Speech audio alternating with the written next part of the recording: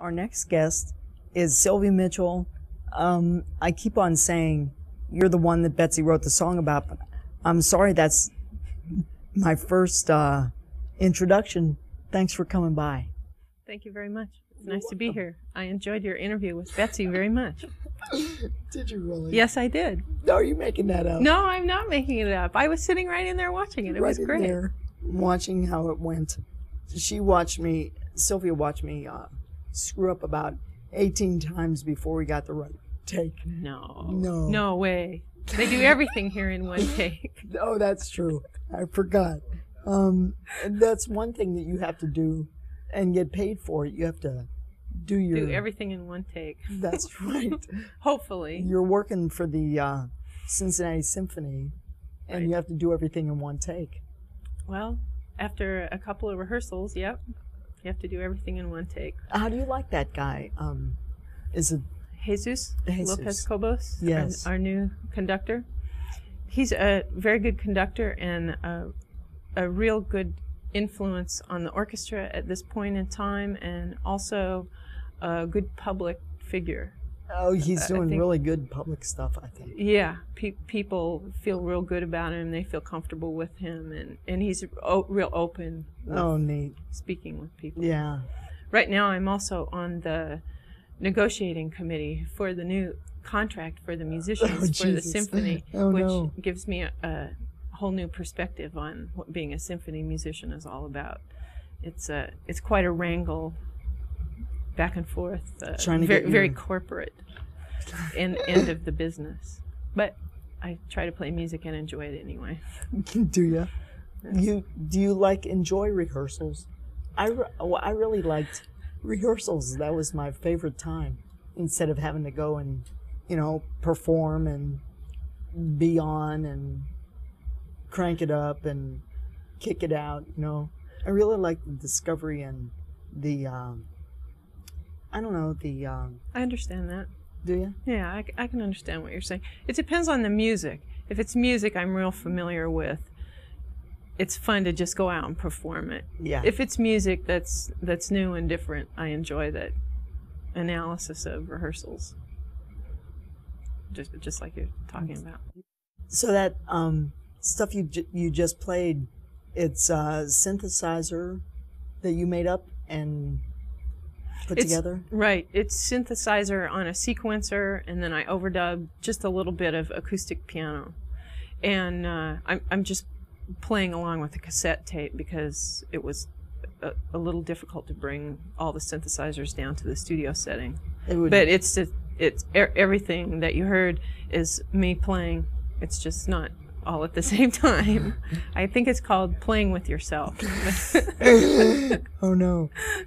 Only in a very sophisticated way. Right, very sophisticated. That's right. Paid a lot of money. Thanks to modern technology. That's right. Many sophisticated ways to do that. That's right. Did you are you using it in performance? Or are you just... I have. The opportunities are not real frequent. I actually performed that particular piece with my husband, Paul, who has another violin part and enhances the sound of the song. But you get the basic idea with only one violin. Definitely. You've been playing the violin all over the place. I mean, like Canada and Alaska. Mm-hmm. Tell me about Alaska. Oh, Alaska's a really great place. I didn't play the violin at all for 3 years that I lived there, so I actually had a chance to experience life as a non-musician. And then I started playing again, and when I was living in Fairbanks, Alaska, and played in rock bands and country bands and stuff like that. And did you really play in rock bands? Oh yeah. Violin? Oh yeah, electric violin. Oh. Sure. And I played electric keyboard as well. Oh. And I even, if you can believe it, sang a little bit. Did you really? Just back up. That's all right. That's all that counts. Were you making money to live on, or? Yes. Just hanging out? I was. And actually managed to do pretty well doing some music like that. There weren't a lot of people doing that at that time, and it was right when the pipeline was starting to be built. So there was a big boom in town. A lot of people going to bars and needed music. They needed music. A lot of bands playing music. So we had pretty steady gigs. So you think you're probably going to be here in town for a while? I think so. I have a very good job, and it's hard to walk away from it. Yeah. There are aspects of the job that I don't like, and there are aspects that I really like a lot. So it's kind of that mature period where you you know what the hard parts are. Yeah, and you accept good things and your own inadequacies and all those kinds of things. I was really excited that one time you were going to be auditioning for another chair, and you wanted to play the violin I remember in front of real people. And it was like, Sylvia, ask me any time. I can't believe you sat through that. Oh, God, I loved it. It was great. It was great. Yeah, you were a very good audience. I have to say, I wish all the audition committees weren't like you. Next. Except you'd probably scream, "God damn it," at the player.